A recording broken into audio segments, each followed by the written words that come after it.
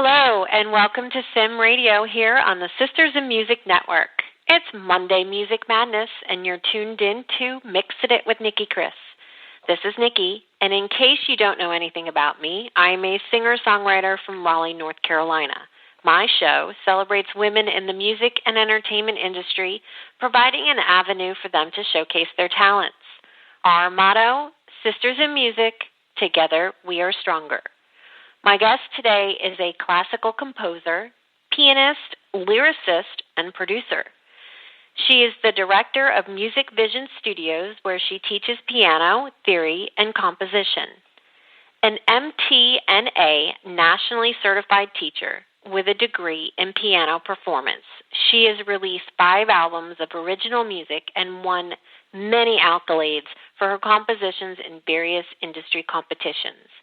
Please join me in welcoming the wonderfully talented and magnificently beautiful Danaë Vlasse. Welcome to Mixing It. Thank you so much, Nicki. What a beautiful introduction. I'm honestly blushing. So sweet of you. No, you are. You are fabulously beautiful. I look at, and that's one of the things we're going to talk about.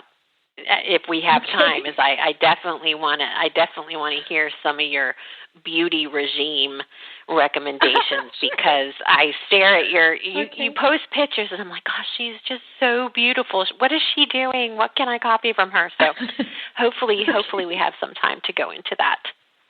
But I actually am so excited to have you on the show, and there's a specific reason why. Not many people realize that I actually got my start singing more classical compositions. I was actually trained more formally in, a classical environment. So this genre of music is very near and dear to my heart because it is so empowering and scriptive. So knowing how talented you are, I'm so excited to share your works with our listeners because I'm sure that they're going to be as thrilled to be listening to it as I am. And I know that you have a lot going on and you have a lot to share. So I would love you to tell us about some of the things you're working on. Specifically, I know you have an upcoming album. So can you tell us a little bit about that? Happily. Sure, of course. The upcoming album is called Mythologies. It's an album inspired by themes from ancient Greek myths because my father is from Greece. I'm actually half Greek. My other half is French. I was born in France to a French mother. And my father, he was born on the island of Ithaca. He was the son of a fisherman and lived there until his teen years when he was finally able to emigrate to America to pursue science. He wanted to do some serious science education, which he could not do where he was. And he graduated with a PhD in physics, etc., and made a career in America working for NASA. But we never lost our attachment to that history. And the island where he was born is immortalized in Homer's Odyssey. And I've been to Greece many times since my childhood. The most recent visit was just a couple of years ago. Since then, I think I've really felt a particularly strong need to celebrate this Greek heritage, and this album is an attempt to begin honoring that desire. Oh my God, I'm so excited. I'm a huge Greek mythology buff. It was it was one of my favorite subjects to study in school. I'm such a nerd when it comes to history, and Greece and Rome have always been two of my favorite subjects. So I'm looking very forward to your new album. When is it due out? This summer, sometime hopefully before June or in June. The scope of this project is a little broader and more conceptually crafted than some of the previous albums in which I was more, a solo pianist. This project is more similar to my last album in which there are many, many guest artists, and it's featuring very heavily 2 of my dearest friends who are just phenomenal sopranos. And I imagine you actually know one or both of them, Sangeeta Kaur and Hila Plickman. And because of, you do know them, yeah. Well, because of additional artists on the project, everything just takes more time. So I've been a little hesitant to firm an absolute planned release date because I'm more interested in making sure that the project itself is absolutely polished to its best possible output before I release it. So it's a broad release time frame. But I'm getting just amazing support. I've got a beautiful co-producer on this project who has been a friend for at least 3 years now, and sort of one of the first voices to guide me towards really pursuing this vision of doing a whole album inspired by Greece and Greek mythology. So this co-producer is Emilio Myler, and he's just been immensely patient, and I've had really incredible perspective and guidance in this process. Trying to make an album in the middle of a pandemic has really proven challenging. And so between Emilio and my engineer, who's amazing, who also did my last album, Poem, this engineer is Gerhard Jus. He's just a gem. I know I can rely on these guys 100%. And any success I achieve is entirely based on the ability of the people around me to prop me up and follow through with their own commitments and do their part in such a loving and passionate way. Yeah, I'm really blessed to have such an amazing team. It sounds like, and I was very familiar with several of the names that you mentioned, so I'm sure it's going to be another brilliant masterpiece. And it actually is a really good segue because I'm glad that you mentioned two of the ladies that you're currently working with, because didn't you work with both of them also on the last album, the Poem album in 2020? Yes, exactly. So the three artists that were very heavily featured in Poem were soprano Hila Plitman, who's featured on the front of the album, then Sangeeta Kaur, who sang on all the duets with Hila, and the pianist who carried the bulk of the project was the amazing, amazing pianist Robert Thies. We also had cellist John Waltz on the project for the grand finale on that. And I've just really been blessed to be surrounded by such remarkably talented friends. The pianist Robert will be on this next project as well. I will also have a cellist who's worked with me in the past, and I absolutely adore her, Eru Matsumoto. There will be others, including flutist Richard Kellerman, violist Virginie Davzac de Castera. It's a mouthful. She's my cousin. That's wonderful. I'm just really excited to be able to feature such remarkable talent, and they do just a remarkable job with my music. I think I'm always immensely touched by the natural, intuitive approach that these artists have when they interpret my music. I should also mention violinist Lily Hayden will be also performing on the next project as well. So, yeah, I'm really, fantastic. Really well, I know that you know did, Lily, don't you? I don't know that name, so I'm going to have to look that one up. Yeah, I don't know Lily. She's one of our many Grammy friends. Okay, I may not be connected, but I will. Okay, I will definitely research. Yeah, she should be in your list of interviewees, along with with all the other amazing ladies on this project. Yeah, they will inspire you. I will get Lily's info from you, and I'll reach out and definitely would love to have her on the show. I love sharing individuals who a lot of times may not get the recognition or may not get the interviews, because a lot of times people want to speak with the vocalist or the writer, and sometimes people who participate very heavily, not in the background, but as part of the full, complete composition or the work, don't always get the recognition that they deserve, and I think I would love to actually have her on the show, so we will definitely look into that. Thanks for that little tip there. That is one of the most sensitive, self-aware things I've ever heard from a singer, in the sense that singers are often the ones who get so fully highlighted in performance because they face the audience, and audiences tend to forget all the support that's going on behind the singer for the other musicians who are not literally singing to them.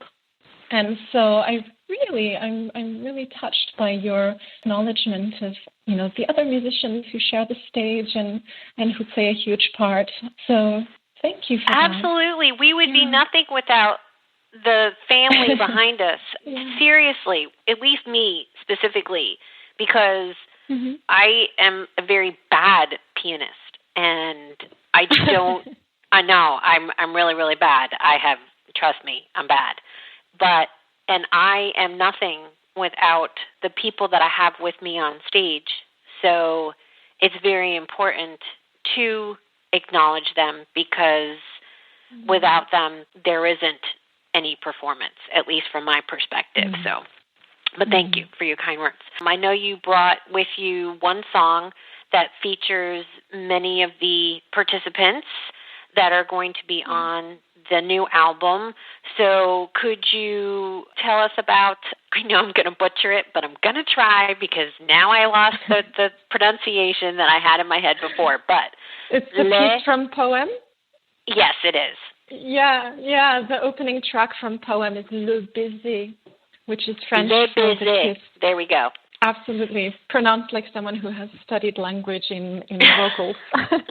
Yeah, I'm Bissian. Yeah, I speak German, which is a completely off-the-cuff language. But anyway, so let us play this for our listeners. We're going to pop that in right now.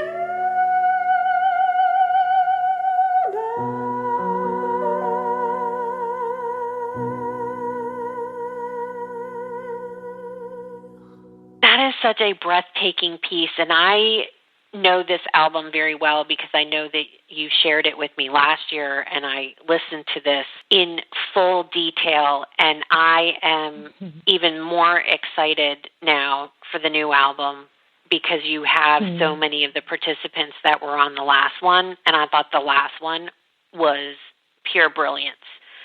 So I am expecting pure brilliance again, which I'm sure it will be because you're magnificent. You're magnificent. So I'm excited. One of the things I wanted to ask you is what influences or inspires your work? Obviously, the new album is inspired by your heritage and Greece specifically, but what do you normally look to for inspiration for your musical works? That's a great question. Poem in particular was inspired by poetry. All the tracks on that album were, even two of the tracks that are not sung, they were inspired by poetry. So those are piano solos that I performed that were specifically driven by a poetic source. And then the text for the rest of the album, the other 7 tracks, were all driven by specific poems in French. The whole album is in French. There I was celebrating my French half. But generally speaking, musically, what most people hear in my writing are the great classical works by the icons of the writing of great pianistic works. So I'm most often compared to Chopin and Liszt or Brahms, sometimes Rachmaninoff, and I'm so honored by those comparisons. I absolutely idolize these composers. So always very emotional, very romantic music, romantic in the sense of the 19th century, very Yes. grandiose, very much emotionally driven music, something that's seeking an emotional relationship with the listener rather than an intellectual one.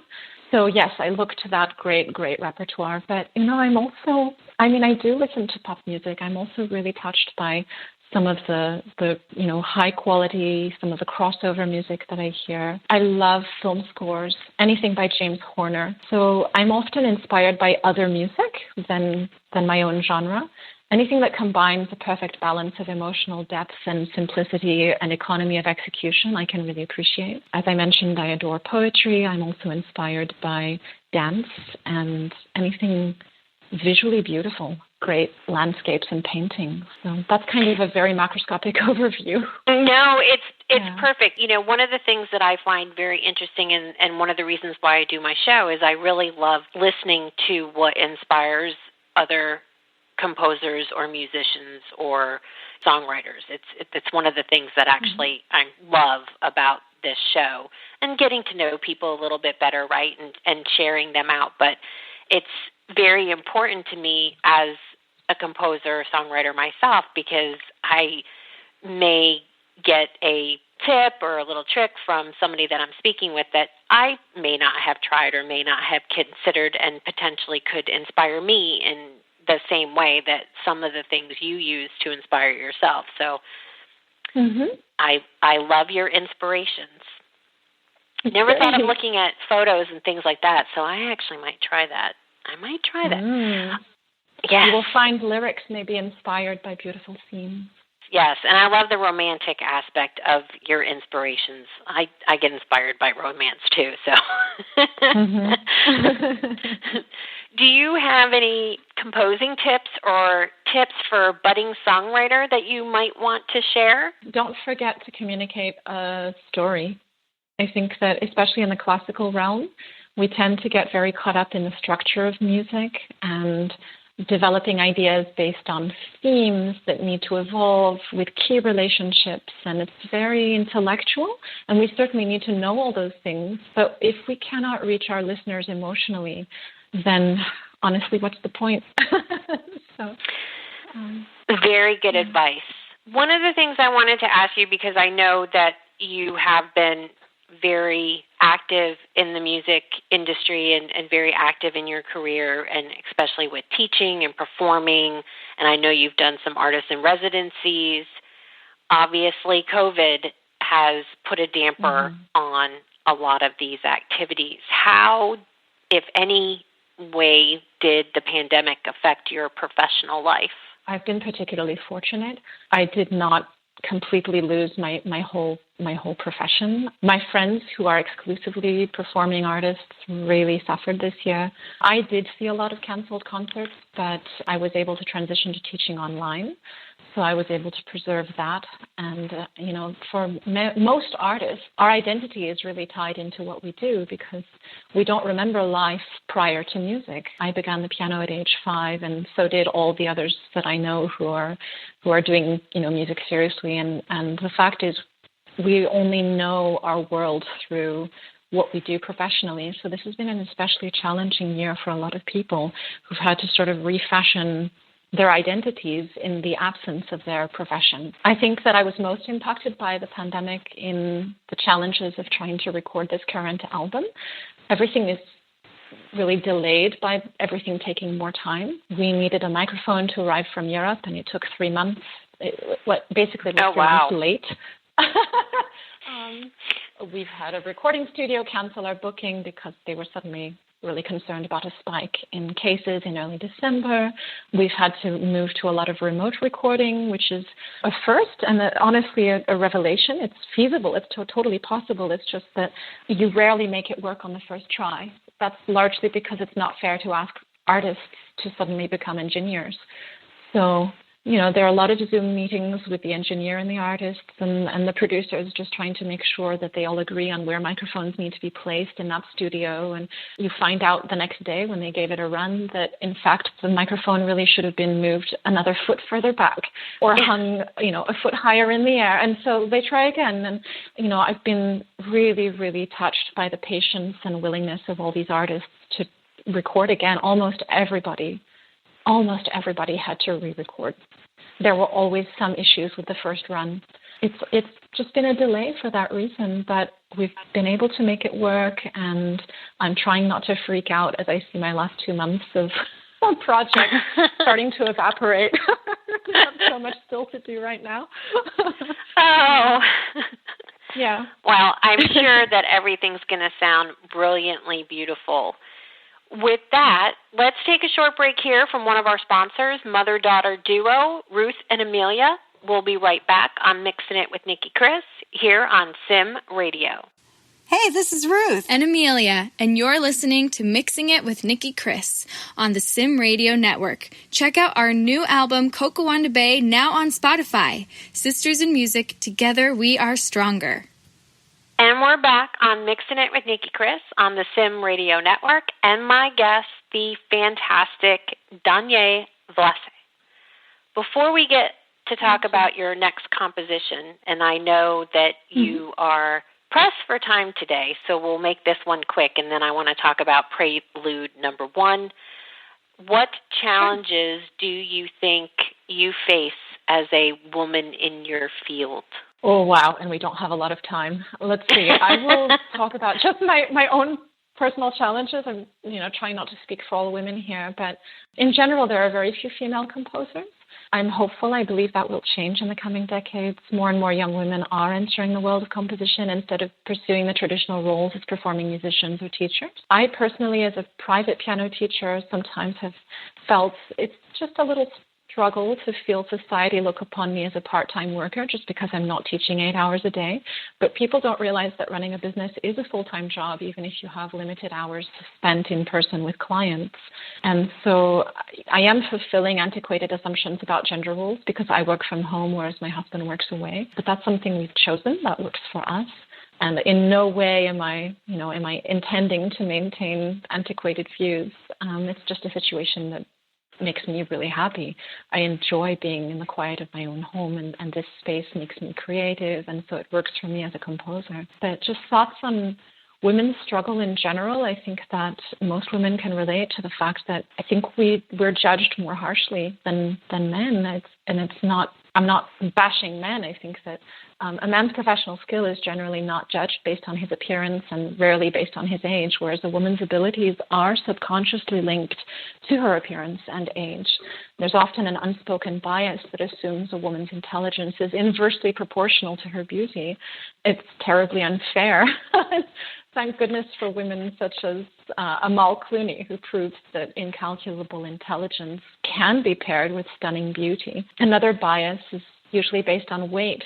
Women are judged really harshly for their weight. Their character is judged more harshly than men if they're overweight. They're seen as more lacking in virtues such as self-control. But there again, we have beautiful models such as Oprah. Her successful career was partly driven by her public struggle with weight, and no matter how much she weighed, people adored her abundance of virtue, her kindness, her wit, her social relatability. All that really shone through in the decades. So, whatever my own challenges are, I try to always take perspective on the advantages that I know I possess. The fact that I had a wonderful education and a very supportive family. I did not grow up in a particularly impoverished environment. So I try to keep in mind the fact that I had a lot of blessings in my world, and I still have many, that propel me and give me advantages. So I don't wallow in the misery or the struggle or the judgment of being a woman. I try to remain hopeful and take perspective on the big picture of these things. That's a brilliant perspective to have, and I agree with you 150% with everything that you said. So it definitely is something that we as women struggle with on a day-to-day basis, regardless of what our profession is. I think it's indicative across the board. So definitely agree with everything that you brought up. Let's pause and let's put in another one of your songs, and then we will close things up because I do know that you are pressed for time today, and we'll just have to have you back on and talk about some of the other things we didn't get to, because I really want to learn about the beautiful skin regime. I'm really looking forward to that. We'll have you back on, and we'll do another show. We'll talk about the new album when it's out. So we'll have you on Amazing. when that comes back out, and we'll go into more detail. Right now, though, let's play Prelude number 1. This is from the Trilogies album, which was released in 2017. This is Danaë Vlasse.